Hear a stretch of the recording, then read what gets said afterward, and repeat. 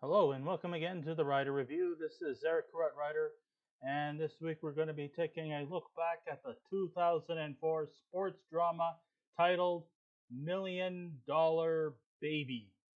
Now, Million Dollar Baby runs for 2 hours and 12 minutes long. It is directed by Clint Eastwood, who went on to win an Oscar for Best Director.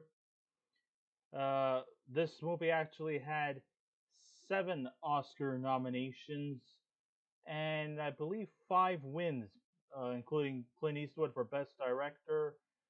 All right, it was produced by Clint Eastwood as well as Albert S. Ruddy, Tom Rosenberg, and Paul Haggis. The script was written by Paul Haggis. It is based off of a series of short stories written by FX Tool titled Rope Burns Stories from the Corner.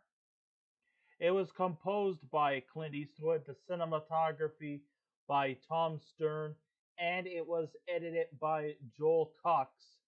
And the stars of the movie are Clint Eastwood, Hilary Swank, who went on to win Best Actress in a Leading Role. Morgan Freeman was in this movie. He won Best Actor in a Supporting Role. Rounding out the cast, we also had Jay Baruchel, Mike Colter, Lucia Rijker, Brian F. O'Byrne, Anthony Mackie, Margo Martindale, Marcus Chait, Riki Lindhome, Michael Pena, Benito Martinez, Grant L. Roberts, and Bruce MacVittie. Oh boy, do I have a lot to say about this movie, and I mean that in a good way. This truly is an emotionally packed sports drama that hits you with several twists. You will you will you will leave the theater or you will leave your chair with a myriad of emotions because this movie was very emotionally packed. So Clint Eastwood's 2004 opus, Million Dollar Baby, took the sports genre into new heights that even I have never seen before. Everything about this movie was immaculately functioning, from its camera frames to the uplifting dialogue to the enriched characters to the well structured plot. It also brings a strain full of emotions. Like 1 minute you're like you're rooting for the main character, and then when unexpectedly you would probably think that this movie was some kind of underdog story where an inexperienced fighter eventually raises her way to the top, overcoming overcoming the obstacles that in her way. Well, you find some of that in the movie, but in the end, the movie actually is the complete opposite, which I will definitely get to in a bit. This movie belongs right in the same category of other boxing themed movies like Raging Bull and the first Rocky movie, which I should note should have never been a franchise. Bad mistake. The first Rocky movie was solid gold, and really, then they decided to make a whole bunch of sequels which did not measure up. If they would have just kept the first Rocky and then just let it, let it slide, that would have been just that would have been just peachy keen. But nope, everything that's popular has to be made into a sequel. I don't get it.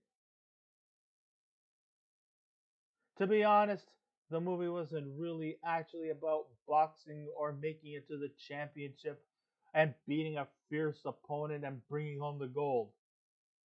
Nope, you don't have that here. This is not a feel good movie by any stretch of the imagination. Am I saying that in a bad way? It might sound like I'm saying it in a bad way, but no, I'm not really.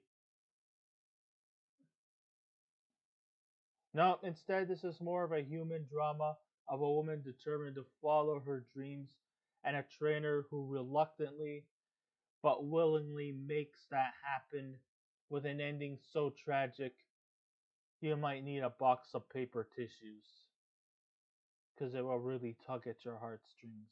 This movie has a very sad ending. Is that a bad thing?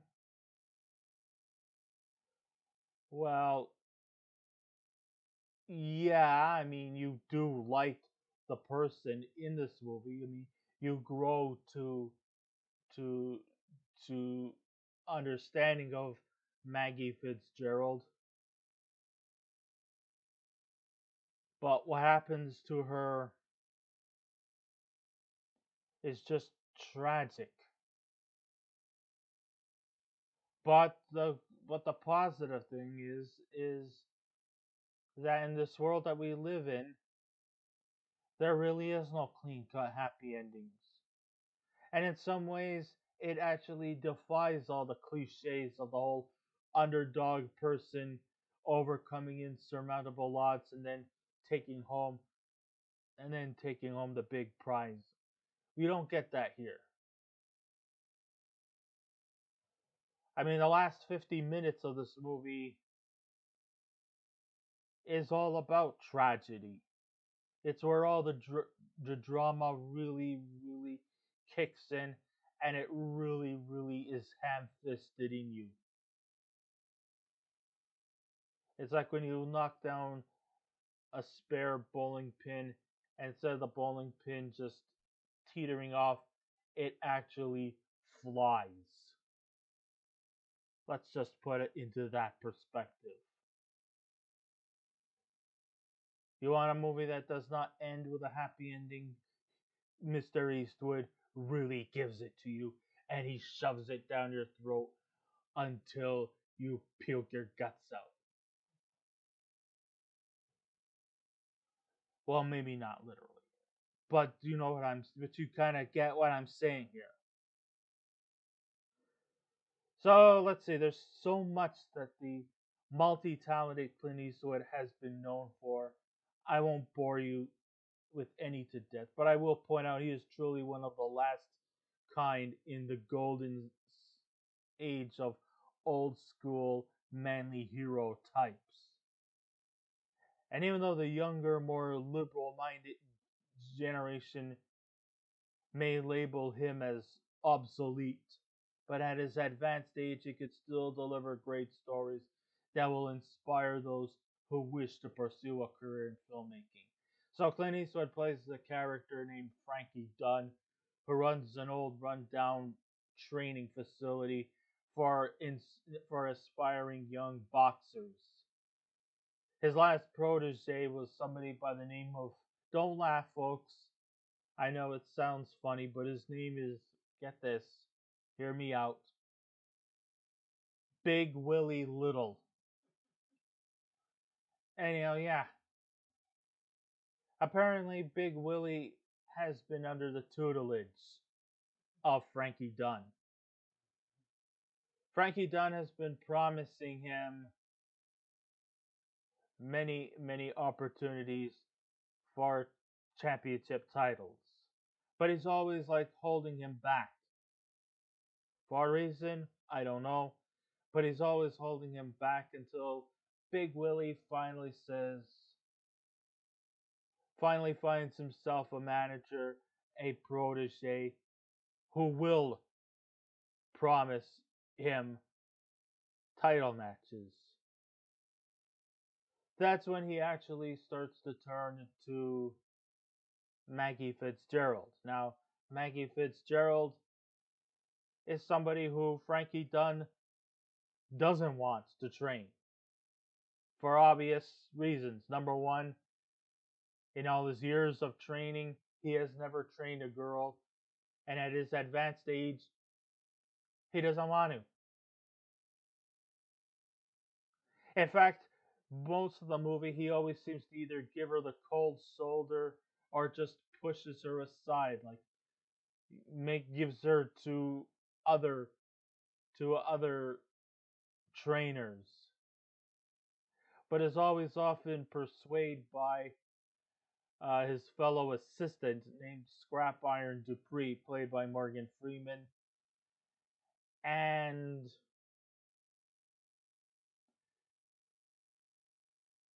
but it always seems that Dupree always tries to persuade Frankie to train her, but he's always like pushing her aside, giving her to other managers who are more than interested. But eventually, as time goes on, he gives in. And eventually, they start to bond. Oh, the other reason also he doesn't want to train her is because she's a little bit older than a lot of the a lot of the boxers there. I mean, a lot of the people who are at his training facility are either like in their teens or early 20s. Maggie's 31. But another thing about this movie is, yes, I did mention there is some coming of age because Maggie Fitzgerald makes her transition from being sort of like a nobody living in a in a dilapidated apartment and serves as a waitress, and her only means of eating food is like taking leftover meals from their from their tables and brings them home to eat. But then when her boss looks at her, she says to them, "It's for the dog." But then, of course, you come to realize she doesn't have a dog, so she's practically eating off their table.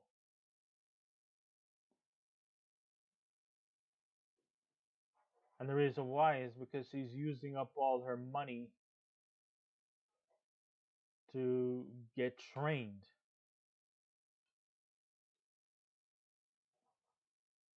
And eventually, like I said, Frankie Dunn does give in. But then again, we often wonder, like, why the all of a sudden change of heart? Well, apparently, Clint Eastwood's character Frankie had a little bit of problems with his daughter, who seems to be somewhat estranged from Frank. He sends her letters, but they always seem to come back to him. Like a return to sender type. So in some ways, Maggie Fitzgerald is almost like had become like a daughter figure to him. Now, Maggie Fitzgerald might probably be what you would call. Would you consider her to be a feminist type? Yes, but not of the conventional feminist.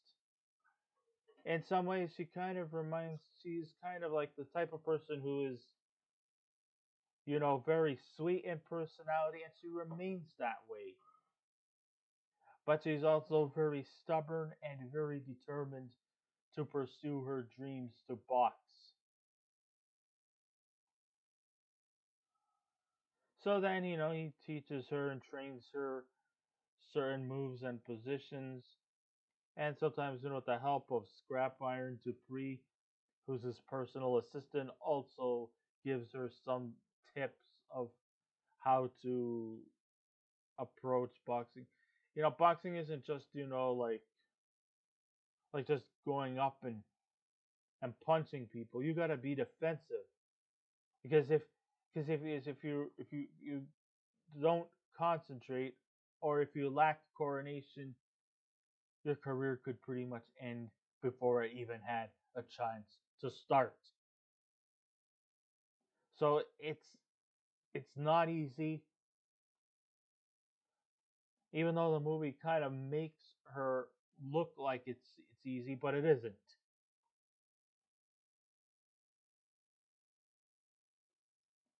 You know, and I will have to say that aside from the big three actors who are in there, Clint Eastwood, Hilary Swank, and Morgan Freeman, I got to admit, even the side characters and the supporting characters are also quite effective in their performances as well.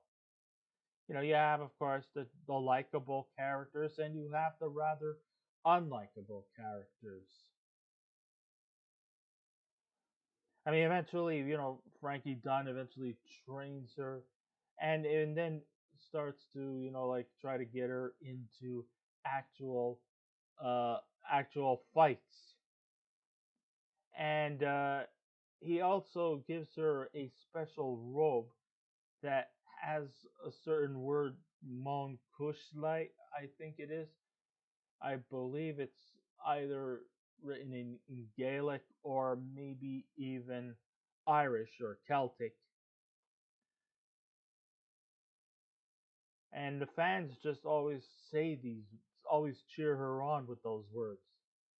Now, Maggie Fitzgerald in her fights, she seems to actually manage to succeed in just beating opponents in just one round. She makes it look easy, but really, it isn't. But she seems to just be so naturally, organically talented in that area. So apparently, she moves from her rented apartment and actually buys a house for her parents, well, particularly her mother. But does her mother actually even show any signs of gratitude? Not very likely.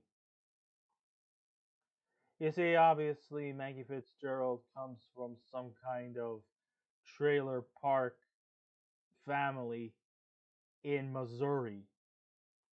So she finds her a place to stay better than that trailer, but her mother's like, oh no, they're gonna cut me off welfare. They're gonna they're gonna take away my medical expenses. But Maggie says, listen, I will take care of it. Your financial woes are going to be under my jurisdiction.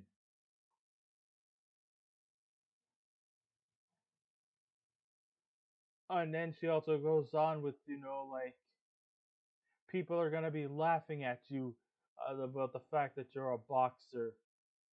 Yeah, so he would come up with all these excuses.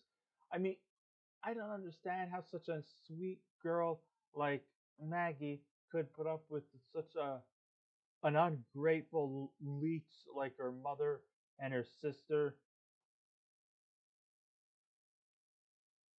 Oh, and her imprisoned brother. I don't understand how she managed to do it, but I guess she ma- she was she managed. But it's just so overwhelming that these people, such ungrateful leeches.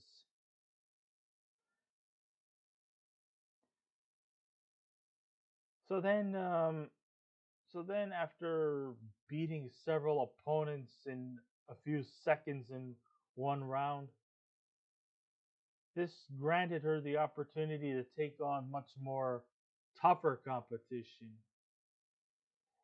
And one of the most fiercest enemies, one of the most fiercest fighters of them all, is someone who goes by the name of Billy the Blue Bear Osterman, played by Lucia Rijker.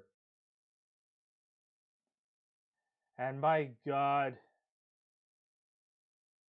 Maggie is in for a real treat, and I don't mean that in an honest way. Um, Not only is the Blue Bear very tough, she's also quite a dirty fighter too. I mean, oh boy,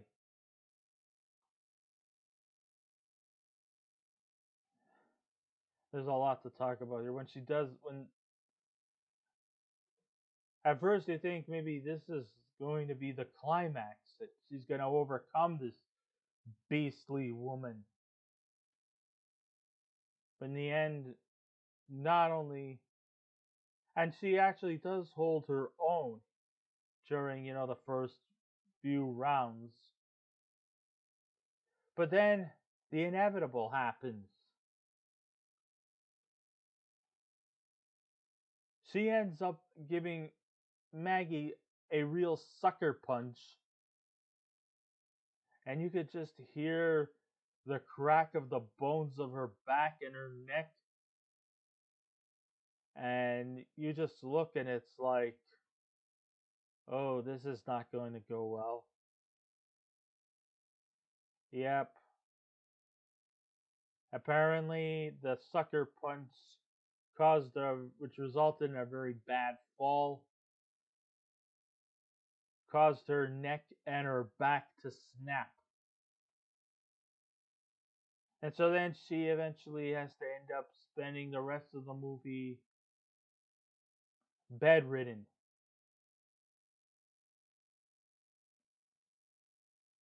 Also, she just can't feel any emotions in a lot of her body parts.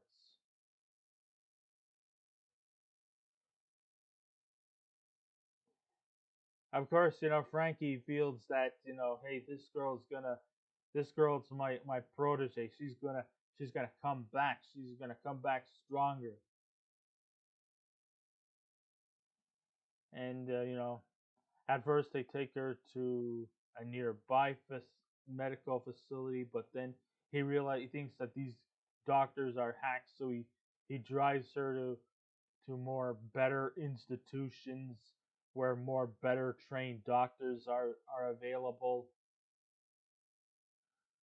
because he feels that, hey, she's gonna come back bigger and stronger than ever and better. But I don't. But then, you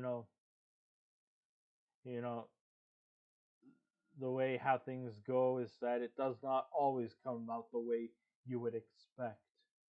No matter how advanced these medical doctors are, trying to put Maggie back together again, virtually impossible. She is your Humpty Dumpty. Lucia Rijker is your wall that she fell from. And the doctors, which are the king's horses and the king's men, well, they just cannot put Maggie back together again. There's a lot of metaphors in this. How would people knew that I would use Humpty Dumpty as a scapegoat for the Mackie Fitzgerald story?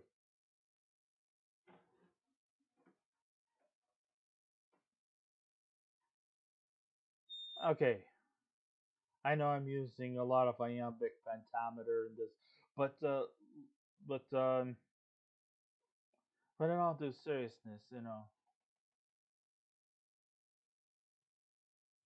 I mean, it's not to say that. I mean, one of the good things about her is that even through all this turmoil that she's suffering from, she still somehow manages to still keep a positive attitude. I mean, if I was in her state, I would be in a worried, lonely, sad state. I would feel depressed. I would feel, scared. I would feel sad. But Maggie just still has that spirit, this of optimism in her.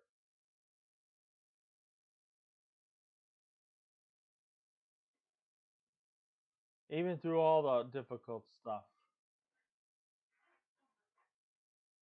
Oh, and she also gets a visitation from her parents, who have actually arrived 2 weeks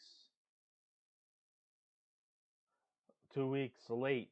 Oh, and the reason why was because her money and her earnings, they used it to spend it on going to Walt Disney World. Oh, what happened to your? Oh, they're gonna cut my welfare off. Oh, they're gonna take away my medical bills and blah blah. Oh, so what they used their money for was to bail out her brother who was incarcerated, and also tried to spend the rest of the money vacationing at Walt Disney World. When yet they should have used that money to pay the mortgage of their house. Just goes to show you just how ungrateful these leeches of which is I could describe as her family are. Oh, and they didn't come alone. No, they also brought a lawyer with them to sign some kind of a lease so that all the money that she has earned will go to them. Oh, and she had to do the signing, but since she couldn't feel any motion in her fingers, so they put the pen to her mouth to see if she could sign from there. But then she tells them off that you didn't pay for your house mortgage, and if you had and and and and if you ever come here again, I'm gonna make sure that all the money that I've earned, you're not gonna get a single fucking bloody cent. Well, I don't know if she actually used those exact words, but it pretty much comes close to what she did, what she said. And then things also start to take a turn for the worse. Apparently, after spending months bedridden, it appears as though that she had this real big gash on her leg. I mean, it's probably was a tumor or something. I don't know, or some kind of blood cell or some kind of. Anyways, it didn't look good. Apparently, the doctor had no choice but to amputate her legs. And then it came to a boiling point where here's where the real climax is. See, the climax isn't about her reaching her goals to the top. No, the real climax in this movie is for Frankie to do the right thing or what he feels is the right thing. You see, the last 15 minutes of the movie is about whether he wants to keep her alive or whether he should just turn off her life support machine. I told you, this movie is not for the faint of heart. This is not a feel good movie. I've warned you about it. So eventually, she tells him about the story about her father and her dog, and how her father had to put her dog to sleep. Well, eventually, she also tells him what my daddy did to my dog. I want you to do the same to me. Of course, Frankie was like reluctant about it. And of course, all this stuff that has happened with Maggie. Frank's not gonna blame himself. He actually decided to take it out with Scrap Iron Dupree. Like, you were the one who tried to persuade me to get into this, to push her to to these fights. All of this is all on your hands. But then eventually, as time went on, he also started. Then he eventually apologized for what he said.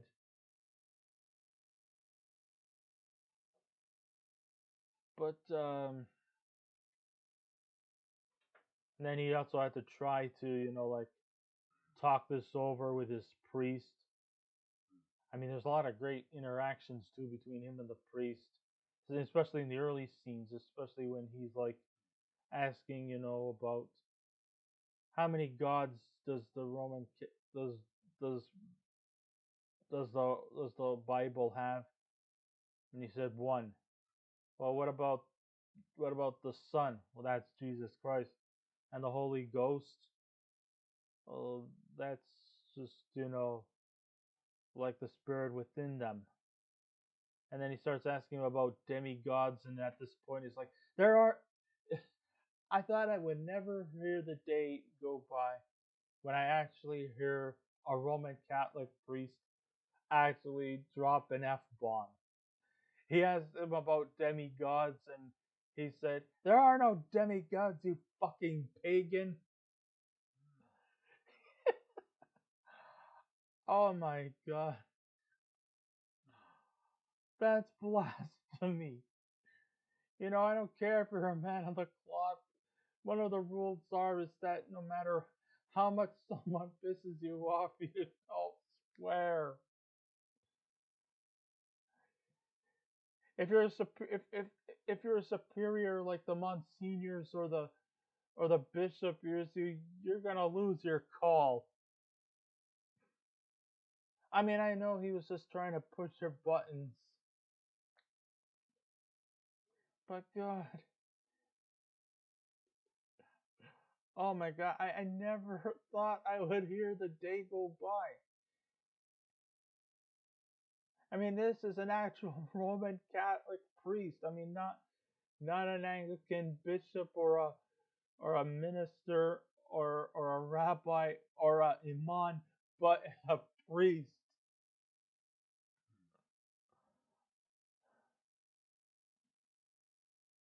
Anyhow,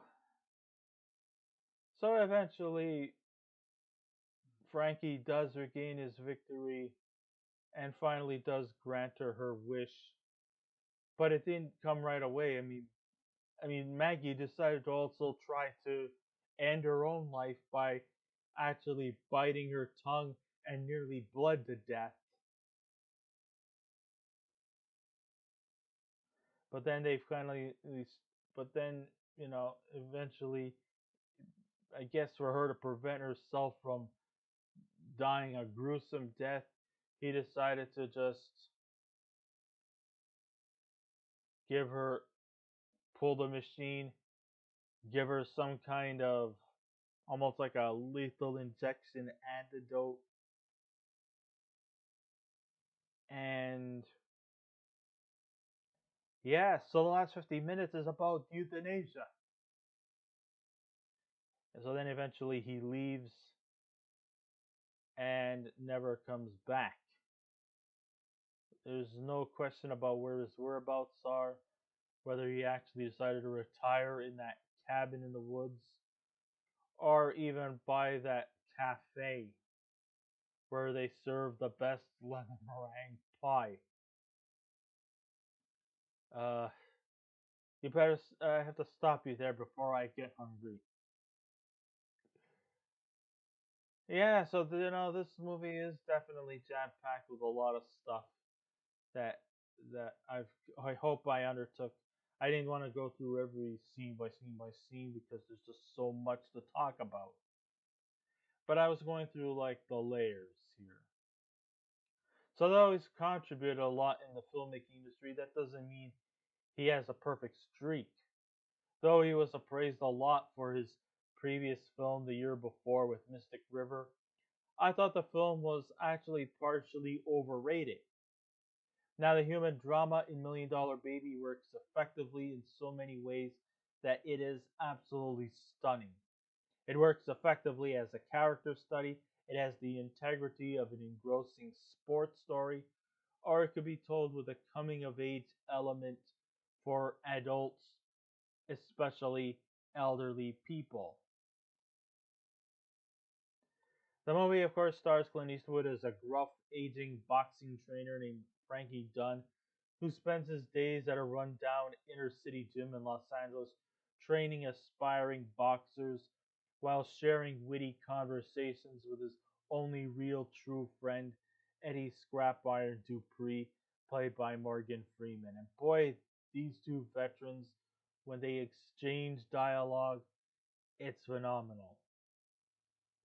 I mean, just hearing these two, especially there was this whole banter with, you know, Dupree, putting his feet on his desk and noticing that he's got holes in his socks. And then there's this whole conversation about Morgan Freeman's holy socks. And so then, he says, hey, listen, I'll give you some money and go buy yourself some new pairs of socks. Well, I still have my morning socks, but they also have holes in them too. It's, I mean, just, it's not all sad and depression. It's just near the last 15 minutes of this movie is sad and depression. There's also a lot of witty banter. There is some levels of humor in the movie,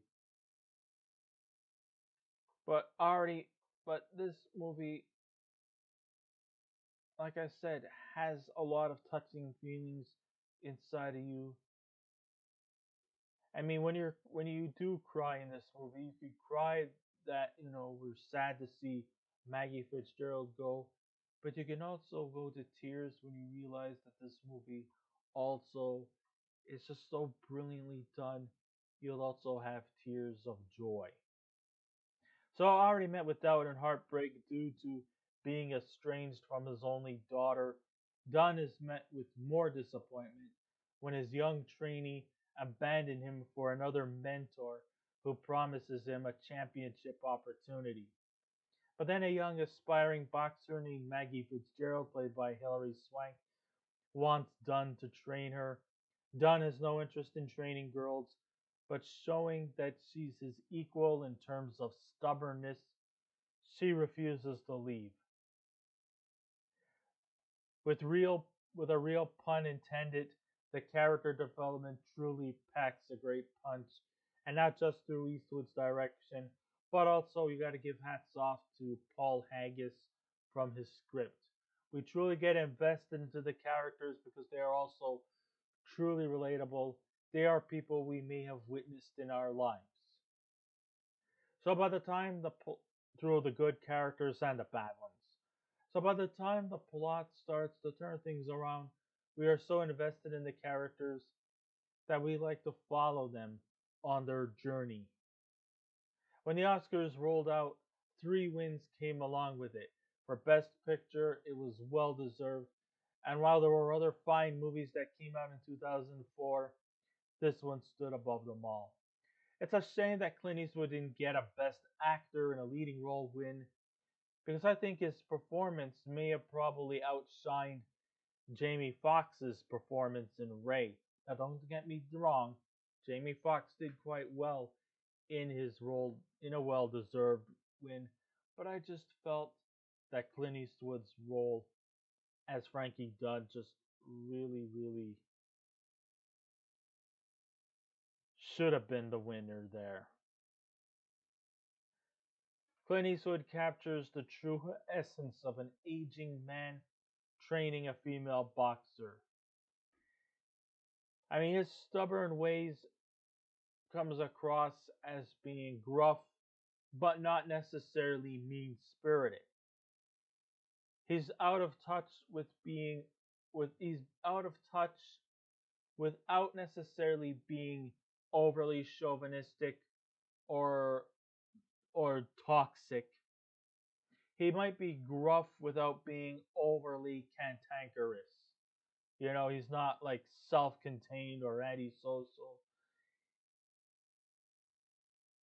He just has that rightful blend of in between. Morgan Freeman, who won the Oscar for Best Actor in a Supporting Role, was excellent as Frankie's assistant, Eddie Scrapwire Dupree. To me, it's easily one of his best performances since playing Red Redding from The Shawshank Redemption. I mean, if you want to think about his best acting roles, if you want Morgan Freeman, it would have to be Scrap Iron Dupree, not just because he won an Oscar for his roles. Um, his role in Driving Miss Daisy should come in at number two, and Red Redding from the Shawshank Redemption is number three. Those are my three picks for Morgan Freeman's best performances. Oh, sure, he's had other ones too, but this one stands out. The real surprising turn is that of the performance from Hilary Swank as an aspiring boxer from Missouri, Maggie Fitzgerald. In the past, I used to find Swank to be a bit overrated. Not at her fault entirely. Okay, yeah, she also did win an Oscar in 2000 for playing the character of, I guess, I'm not sure if she actually was transgender, if she was playing a transgender character. I don't know if that's what it was called back in the early 2000s. But anyhow, you may have remembered the movie she was in called Boys Don't Cry, where she was playing a cross gender role of Brandon Tina or Tina Brandon, whoever whichever name she wishes to be called. Yes, and she's only ever in her almost 20-year career, she's been like only nominated twice. Almost finished. But as Maggie Fitzgerald, Swank took what could have been a one-dimensional redneck character from rural Missouri and transferred her into a heartwarming, down-to-earth character that you just want to root for her the whole way through. And she's actually performing in the same league as Clint Eastwood. The level of emotion seen in Million Dollar Baby is saturated with dimension. The scenes will actually chew you out. The action feels that you are part of it all, and the performers play likable characters, and their dialogue feels like real people. It truly stands out as one of Clint Eastwood's best films he's ever made, and that's saying a lot coming from a man whose showbiz career spans 7 decades. So would I highly recommend you to see this movie? I definitely do. It's not entirely a sports movie. It's not an underdog story, and it's not one-dimensional by any stretch of the imagination. There are a lot of layers of human drama in this movie. If you're into that, but this movie truly is enjoyable. So if I was to give this a movie scale out of 10, I would definitely give Million Dollar Baby a 9.5. So I guess this ends my writer review. Thank you all for listening in. If you wish to subscribe to my YouTube channel, please feel free to do so. If you wish to leave a comment, go right ahead. But just remember the three simple rules: be kind, be courteous, and please refrain from any rude comments. And I will be back again with another movie review. So until next time, this is Eric, Correct Writer, saying keep watching those movies, and I'll see you around. Goodbye.